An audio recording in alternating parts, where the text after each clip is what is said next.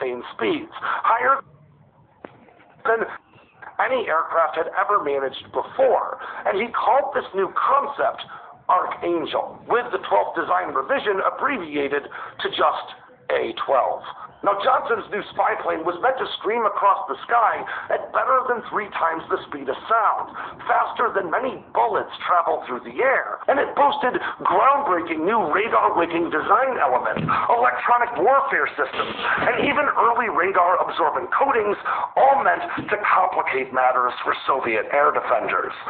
But the meager facilities at Paradise Ranch were far from sufficient to test such a groundbreaking new piece of legitimately space-age technology. Its spattering of structures blurred the line between temporary and permanent, with only enough hangar and workshop space for 150 or so people to work indoors in extremely cramped quarters. And then, in September of 1960, it happened. A U-2 spy plane piloted by the CIA's Gary Powers was shot down over the Soviet Union. And almost immediately, funding was approved to prepare Area 51, as we call it, for a new era in high-performance aviation testing. The 5,000-foot asphalt runway was not only too short, but it couldn't even support the weight of an A-12 prototype.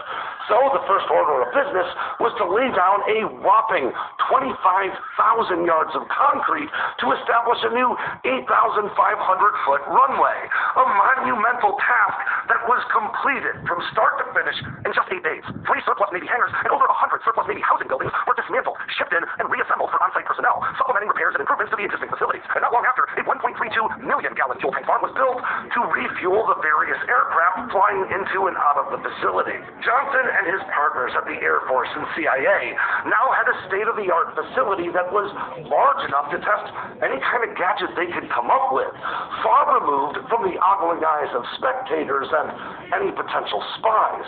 But their days of hiding right out there in the open were already numbered. Less than 2 years later, on April 26, 1962, the Soviet Union launched its first successful spy satellite, the Zenit 2. And while this first Soviet foray into orbital espionage was only actually in orbit for 3 days, the U.S. knew it was only a matter of time before the Kremlin started taking pictures of their secretive and unacknowledged airbase. In fact, that same month, the National Reconnaissance Office, or NRO, drafted a now-declassified memo calling for the U.S. intelligence apparatus to overfly Area with U-2 spies, or maybe to even use America's first and still classified at the time a spy satellite drone pictures to